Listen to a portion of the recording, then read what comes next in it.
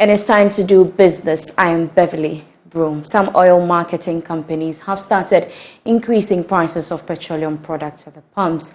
Total Energies has increased the price of petrol to 13 cedis 50 pesos from 12 cedis 45 pesos at the beginning of the month. Diesel is also going for 13 cedis 90 pesos from the previous price of 12 cedis 45 pesos. GHs has also increased petrol to 13 cedis 50 pesos and diesel to 13 cedis 90 pesos per litre. The rest of the major oil marketing companies are expected to also adjust prices today. Earlier, the Chamber of Petroleum Consumers (COPEC) announced that fuel prices will see an increase of about 5.7% in the second pricing window of August. Now, government is ready to support any advocacy by the Public Interest and Accountability Committee, PIAC, to increase the country's interest from the various oil fields. This is an assurance from a Deputy Minister for Finance, Dr. John Kuma. According to him, traditional authorities often question the country's inability to have more interest from the oil and gas resources. Speaking at the launch of the new PIAC logo and data dashboard in Accra, Dr. Kuma charged the committee to lead an advocacy for the country to increase its stake from the country's oil resources.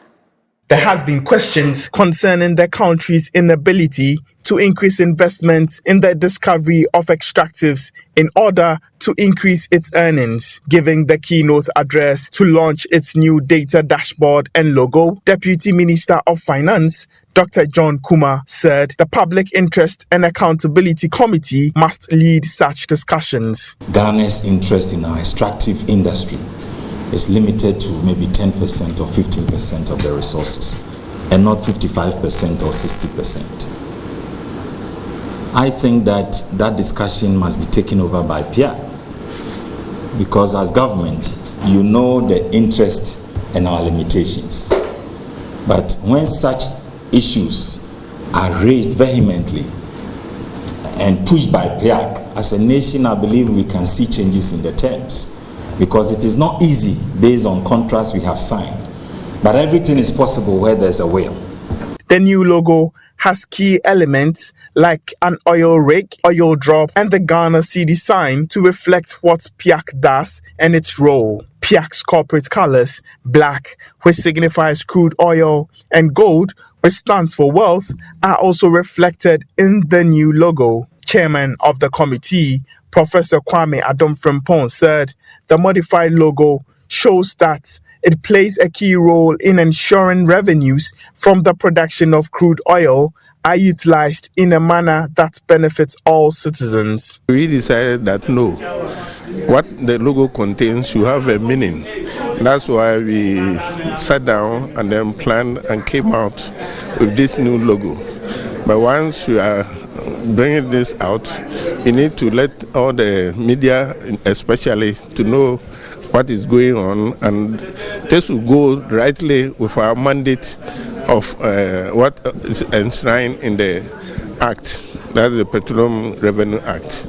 So this logo portrays the identity of PIAC. The redesigned logo and dashboard provide easy access to information on Ghana's petroleum sector. Policy lead for petroleum at ASEP, Kojo Yauche, is projecting a further drop in Ghana's crude oil savings. Ghana's savings from crude oil exports since it started producing oil in commercial quantities has declined marginally. The Ghana Petroleum Fund's report showed that it dropped to $1 billion ending June this year. Mr. Yauche blamed this on the finance minister's total disregard for the rules on how petroleum revenues are to be managed. If you look at the criteria for taking the money, you should take it when there are shortfalls in petroleum revenue that goes into the budget. So if you have shortfalls and the ABFA cannot support the budget like it used to the previous year, then you have to now take that money. That's why it was justified during 2020 when government had to dip their hands to take 200 million to support the budget because of COVID. Now we have increased revenue. Last year, revenue increased by $1 billion. We are expecting that the same trend this year. which means that there will be enough to support the budget. So you shouldn't have the situation where the finance minister will consistently tap, because the ABFE will be sufficient to support the budget. If those withdrawals were not have been made, we would have accumulated about $3 billion in the Ghana Petroleum Funds till date. But we have only $1 billion, because over the years, every year, the finance minister will withdraw. Last year, it was around $500 million that was withdrawn over the cap, and we are expecting more. So this 83 is just for the first half of the year. By the end of the year, you should expect that amount of withdrawal to go up. It's symptomatic of the finance ministry, the finance minister, and their total disregard for the rules that govern how petroleum revenues are to be managed in the country. We've not had these blatant breaches of the law like we are having now. The producer price inflation rate for July 2023 inches up to 32.7%. This rate indicates that between July 2022 and July 2023, year on year, the PPI increased by 32.7%, representing a 3.5 percentage point increase in producer inflation relative to the rate recorded in June 2023 of 29.2%. The month-on-month change in the PPI between June 2023 and July 2023 was 0.8%. Professor Samuel Kobnenim is government statistician. Producer price index for the month of July 2023 stood at 196.3 relative to 194.7 that was recorded for the same time July 2022. Given these two indices, prices of goods and services between July 2022 and July 2023 have gone up by 32.7%. This increase of 32.7% signifies a 3.5 percentage point difference between the rates that we recorded June 2023 and July 2023. On a month-on-month basis, a producer price inflation of 0.8% has been recorded for the month of July 2023 relative to 0.6% that was recorded for the month of June 2023, indicating a 0.2 percentage point between producer price inflation for June 2023 and July 2023. At the subsector level, we did realize that industry recorded a producer inflation of 35.7, construction 18.5, and services 17.0. Now, the Ghana Statistical Service has set October 15 to conduct the first phase of the 2023 Integrated Business Establishment Survey for the collection of business data to help in policy formulation.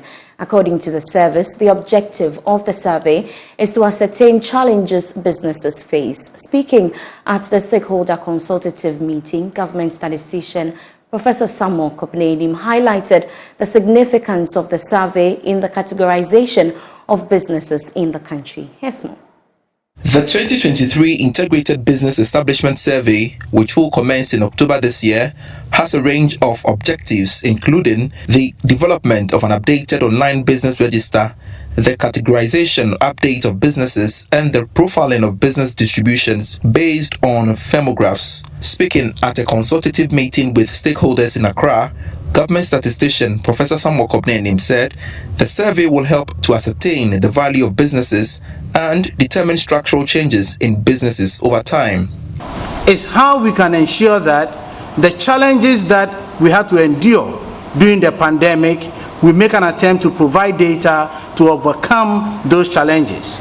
At the height of the pandemic, policymakers desperately were looking out for alternatives to identify businesses that were vulnerable, businesses that were fragile. They were approaching Ghana Statistical Service on how do we get this. In an interview with Joy Business, coordinator of the survey, Anthony Cracker, stated that the survey will cost 160 million cedis and will enumerate every business in the country. We spent about 160 million cedis. That's about $50 million on this activity. This census activity is going to benefit the business community, it's going to benefit the state, it's going to benefit individuals or communities. For the businesses who want to grow, who wants to enhance their profitability, who wants to be more competitive, must necessarily use this data to inform their strategic decisions. Meanwhile, some business associations who spoke to Joy Business believe the data which will be collected will go a long way to help in their strategic plan for their future businesses. The issue about numbers, where the demographics is very critical. How many people live in a particular community? What are the income levels of people? What kind of business do they do? You know, all these things will inform us on how to strategize on where to provide housing when it is required. Honestly, this exercise is not new to us because on a regular basis we provide information to public agencies, and a typical one is the Ghana Tourism Authority. They undertake annual inspection for licensing, and we provide such information to them. Even the EPA and all the other regulatory bodies, regularly we provide information to them. We deal with the Ghana Revenue Authority, we provide information. Okay, so with regards to providing accurate data, that shouldn't be a challenge at all. And as we've been made to know, we've all become ambassadors of the Ghana Statistical Service from today to ensure that our members are made aware of this exercise. The 2023 Integrated Business Establishment Survey is set to begin in October 2023, with the results expected to be published in February 2024, offering a comprehensive and up-to-date snapshot of the country's business landscape. Let's do some more stories now. And the Minister of Tourism, Arts and Culture, Mohammed Awal, has announced that the government will be launching a project to solicit novel tourism ideas from young people. During his address at an editors' forum held in Accra, he said government will launch the 100 million cedi tourism enterprise project next year. President for Africa Tourism Research Network, Emmanuel Frimpong, has welcomed the news but is advising the ministry to collaborate with the private sector to design a program or a process for better distribution of the funds. I think it's a welcoming news for the industry because if you look at young people in the sector, gradually a lot of them are getting interested in the tourism and hospitality sector. Actually, even yesterday, I was having a conversation with the Ghana Association of Tourism and Hospitality Students, their president. And for the past few weeks, we've been looking at tourism, entrepreneurship, and digital hub on the various campuses. So it's a welcoming idea. We welcome it. I think there are equally more questions that we also need to ask because we've heard some of these promises before. So we are just looking forward to getting more detailed information about how and when and where. What the ministry needs to do is to work with industry players, the private sector, because some of them have structures that can help these tourism entrepreneurs, because tourism is such that you need to have some level of experience. You don't just get up and set up a tourism enterprise. So they need to work closely with private sector, and for those who are in schools, they need to also pick certain group of them and then nurture them, have entrepreneurship hubs so that they are trained and they are given resources to actually have their businesses run very well. So it's not a matter of just having money, 100 million, and then we call for people to bring ideas. There is a lot more to it than just. You're still watching Business here on Joy News Prime with me, Beverly Broom. Award-winning filmmaker and media personality Nana Hema Adjoa-Window is pleading with the government to reintroduce Ghana Airways. Speaking in an interview earlier today on Prime Morning with host Rosalind Fairley, she said eliminating the country's major airline curtailed the ambitions of people who had interest in venturing into that field. When we didn't have an airline anymore, I thought it wasn't just those of us who were traveling. It was even those who were eager to grow into that space, whose ambitions were curtailed. So you were disappointed? And were disappointed. And I thought that was a bit unfortunate. And I mean, to even live till today to see that the Ghana Airways building is still sitting there as a white elephant and nothing has been done to it, and it's deteriorating, and whoever did this turnaround has actually done disservice to us, because it didn't turn out to be anything positive for us. And as a Ghanaian patriot, I always love my country. I talk about my country. I promote my country, and I feel so uncomfortable to see that something that we could have grown into an amazing project, amazing addition to our country, and would help a lot of businesses grow. We've just killed it off. It's quite sad, but we are hoping that we'll be able to bring it back again. One day I put a flag up and I say, bring Ghana Airways back. I think I have to start the company. Let's start the company. Let's do this together. Let's do this. We can do it. Bring Ghana Airways back, please. Now, commenting on the government's Destination Ghana project, the 4-year initiative that seeks to attract 2 million international and domestic tourists, Mr. Frimpong said the poor service delivery in the industry would deter government from reaching its targets. Just say you want to attract people and then the people will come. Of course, naturally, Ghana is a place that people have interest in coming.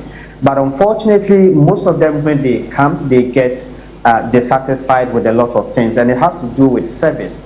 The service quality has been poor, and we keep talking about it, and nothing is being done. So if we don't do something about the service quality, yes, the 2 million is not much. To be honest with you, we can do far more than 2 million. But if we don't do something about the service quality in the tourism and hospitality industry, we will keep talking about the numbers and we will not achieve it.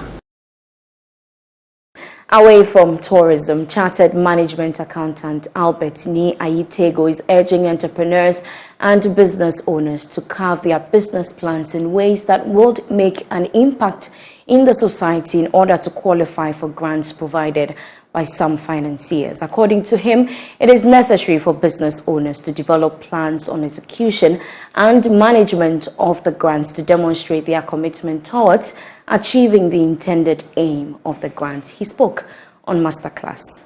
Demonstrate that you actually are complying. You have registered with the Registrar General's Department, properly registered business. You also have the registration certificates to support, and then you have the operating permits. All the compliance things that are actually required by law, just comply with them, and that sets you on the right footing. And it's not even just for grant financing, but for raising funds from anywhere, because the investors want to see this.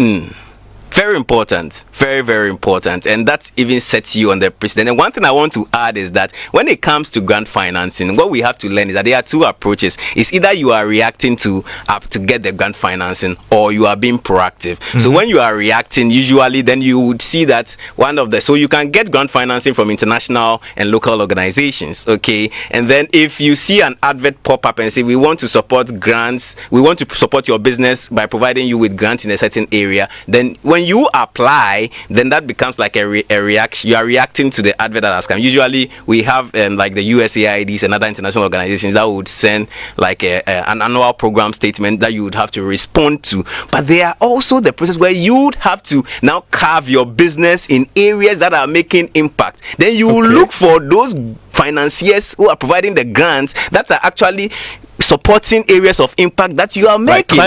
Like climate change. And that is even bringing me to other industries. So if you are thinking about doing your business, look at areas, and that's a very good one in climate change, research and development areas. Do businesses around these areas. Clean energy and sanitation. These are areas that are attracting serious grant. Healthcare, education, and ask yourself, why is this the case? Because you are making an impact. Now, think tank CATS International is calling on all relevant stakeholders to break trade barriers to make the harmonization of protocols of the African Continental Free Trade Area successful, according to retired Justice of the Supreme Court and Board Chairman of GHs International Ghana, Jones Duche. Forging strong trade agreements will provide equal opportunities for all parties to take advantage of common markets. GHs International, in partnership with GIZ, organized a public-private dialogue on building momentum towards after implementation. Speaking at the event, retired Justice of the Supreme Court and Board Chairman of GHs International Ghana, Jones Duche, said, building momentum towards after is important to overcoming challenges like trade barriers. We need to be sensitized on what after is all about, what protocols are to be implemented, and how the challenges are to be handled successfully. I believe the media and all civil society organizations have to be able to help GHs play a lead role in this regard. Most of you who have traveled in Europe, for example, will know that the trade barriers that exist in Africa do not exist over there, and we need to break down those barriers to make the harmonization of these protocols of ACTA very successful. The world is moving towards common markets and free trade agreements. It is through these trade agreements that we can increase consumer and producer surpluses. National Coordinator at the AFTA Coordination Office for Ghana, Dr. Farid Arthur, advised that small steps are taken towards after implementation. He believes the area will fully be realized through a gradual process. We all need to work as one. We need to push government. We need to push for policy changes. We need to push for the right environment in terms of financials and other things in order to be able to open up the border. And so I hope that this dialogue series will help us throw some light onto it. And I would wish that we don't go for everything at once. If we can make small steps, if as a result of this dialogue series, we even identify just one thing that we can do to move trade forward, we would have succeeded. The public-private dialogue on building momentum towards after implementation was also an event to mark GHs International's 40th anniversary and the Ghana's division's 10th anniversary. Country Coordinator and West Africa Regional Director of GHs International, Apia Kusi Adomako, highlights some achievements so far. We've been working in the area of consumer protection. We've also been advocating for a functional competition policy and law. And we can say that now we have the draft competition policy as well as the draft bill, which is still at the Ministry of Trade, and I'm told that it will get to Parliament before the end of the year. We've also provided input into government economic policy statement, especially when it comes to fiscal policies. So I think that so far so good. And when it comes to road safety sector too, we are also doing well, making sure that through the usage of evidence-based and best practice. And that's our package for tonight. For more news, you can log on to myjoyonline.com/business. I am Beverly Broom. Razak.